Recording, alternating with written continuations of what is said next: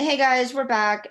This is Suicide Wiz, and we do a series of videos about some of the misconceptions and misunderstanding about suicide and losing your person to suicide.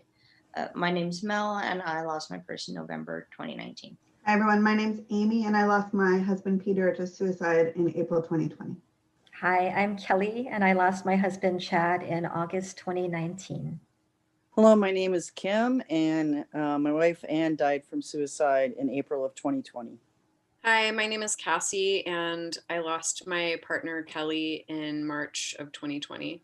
Today we're just going to do a couple of quick stories because a misconception we see a lot is that if you lost your person to suicide, it means that they weren't a joyful person.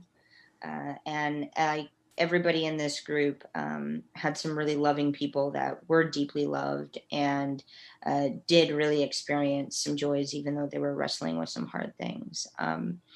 The story that comes to mind for me is he loved snow. I think it's because he grew up in California or something. He was just obsessed with snow.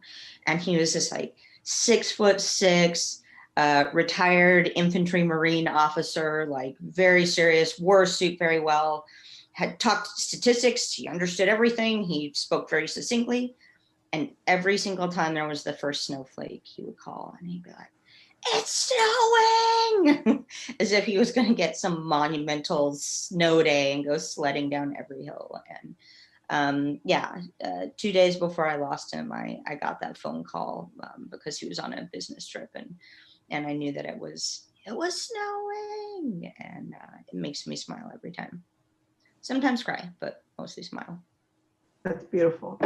My husband Peter was the funniest person I've ever known, and just like weird dad jokes before he became a weird dad, and just smart. And one of my like sort of bright spots at the end when it did get challenging was just the way he was able to keep that sense of humor with our son. And so I think it was the day before he died, we all went for a walk as a family. It was during the COVID quarantine. So we were out for a walk in the middle of the day as a family. And he and Michael were like investigating and searching for Teenage Mutant Ninja Turtles and all the man covers.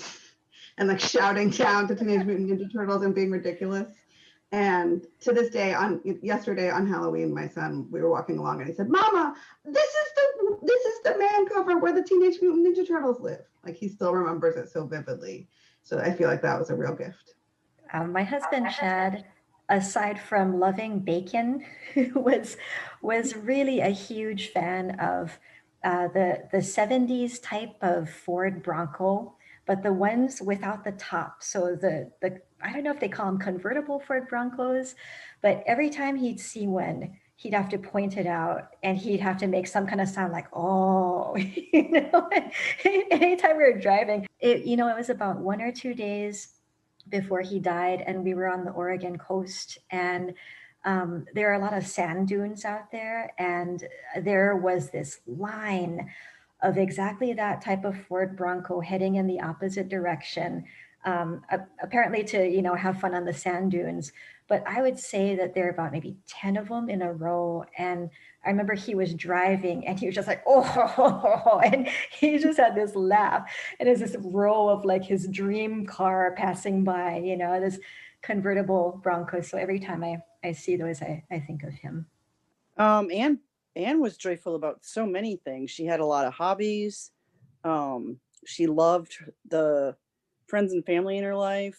Then one I'm partial to is every morning she and I would just be ridiculous about things that weren't necessarily socially acceptable in terms of humor, but everything was funny, right? She kept a list in her notes in her phone of all the things she thought I said that were hilarious. Like one time I said, "Yeah, Ann, of course that shirt is yours. I didn't steal that one fair and square." She thought that was hilarious. So she put it in her notes. And she also provided humor. Like she could be almost any type of character, type of person. So she had like a theater person in her.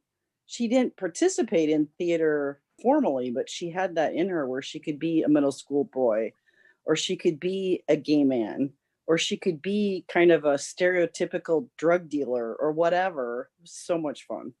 My partner, Kelly, was an incredibly joyful human being. And actually, because we were so open about her condition, about fighting her mental illness, it was something that she actually made a joke about with our friends sometimes. And she would say, I'm the happiest suicidal person you've probably ever met, because she was struggling with suicidal ideation, and our community knew that, but they also knew that she was just a very joyful and cheerful person who really wanted to engage with others and do many different activities.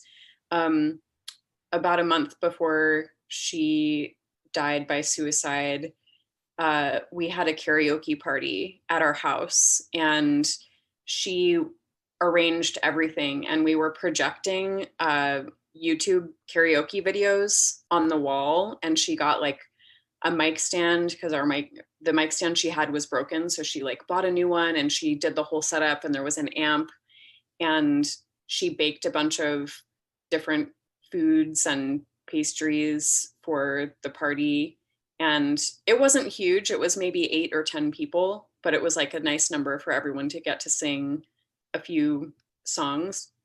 And she was just so excited, and she was like so encouraging of other people. And like, even if people were like, oh no, I'm not a good singer, she was like, no, let's do it, it's going to be so cute, it's going to be so great. And so we just like sang karaoke in our living room all night, and it was just beautiful. And she was just so happy that night. And even a couple days before she passed away, there was this one day when I said that I was craving pretzels, and a few hours later, pretzels were like coming out of the oven, because she just decided she was going to teach herself how to bake them. And she was just a very giving and very excited person a lot of the time.